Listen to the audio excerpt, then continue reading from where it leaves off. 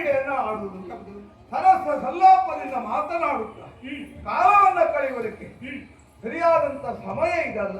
ಯಾಕೆ ಅಂತ ನಿನಗೆ ಗೊತ್ತುಂಟಲ್ಲ, ನನ್ನ ಅಣ್ಣ ರಾವಣ ಆಡಿದಂತ ಮಾತು ಉತ್ತರ ದಿಕ್ಕಿನಲ್ಲಿರುವಂತ ಮಾನವರು ಈ ಕಡೆಗೆ ಬರದೇ ಇದ್ದ ಹಾಗೆ ಭದ್ರವಾದಂತ ರಕ್ಷಕನಾಗಿ 14,000 ರಕ್ಕಸರನ್ನ ಕೂಡಿಕೊಂಡು ದಂಡಕಾರಣ್ಯದಲ್ಲಿ ನೆಲೆಯಾಗಿರ್ಬೇಕು ಅಂತ ನಾವಿಲ್ಲಿಗೆ ಬರುವುದಕ್ಕೆ ಕಾರಣ ನಿಮ್ಮ ಅಣ್ಣ ಅಲ್ವಾ?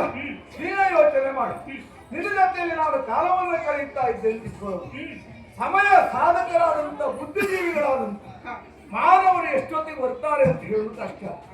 ಅವರು ಎಲ್ಲಾದ್ರೂ ಬಂದ್ರು ಅಂತ ರಾವಣನ ಆಜ್ಞೆಯನ್ನ ಮೀರಿ ವ್ಯವಹರಿಸಿದ ಕರಾಸುರ ಅಂತ ಆಗುವುದಿಲ್ಲ. ಮತ್ತೆ ಕಿರೀಟ ಹೊತ್ತವರಿಗೆ ಇದು ಕೂಡ ತಪ್ಪದ್ದಲ್ಲ. ಮತ್ತೊಂದು ವಿಚಾರ ಗೊತ್ತ ನಿಮಗೆ? ಏನು? ನಮ್ಮಲ್ಲಿ ಒಬ್ಬ ಮಂತ್ರಿ ಇದ್ದಾರಲ್ಲ, ಅವನ ಕೆಲಸ ಏನು? ಅಲ್ಲಿ ವಿಚಾರ ಇಲ್ಲಿ ಹೇಳುವುದು, ಇಲ್ಲಿ ವಿಚಾರ ಅಲ್ಲಿ ಹೇಳುವುದು. ನಾವೀವರು ಜೋಡಿಯಾಗಿ ಹೊರಟ ವಿಚಾರ ಅವನಿಗೆ ಬಿಚ್ಚುತ್ತಾರೆ. ಅವನು ಸುಮ್ಮನೆ ಇರ್ತಾರ? ಎಲ್ಲರೂ ಜೋಡಿ ಕೂತ್ಕೊಂಡು ಹೊರಟೆ ಅಂತ ಸುದ್ದಿ ಹಾಗೆ ನಿಮ್ ಹೆಸರು ಹಾಳಾಗ್ತದೆ. ಆ ಕಾರಣ ಬಿಡು, ನಾನು ನೀನು ಹೊರಟು ಏನೂ ಆಗುದಿಲ್ಲ. ಆದ್ರೆ ಈ ಕಾಲದಲ್ಲಿ ನಾವು ಹೋಗುವಾಗ ಇಲ್ಲ. ಹಾಗಾದ್ರೆ ನೀನು ಹೋಗುದು ಬೇಡ ಅಂತ ನಾನು ಹೇಳುವುದಿಲ್ಲ.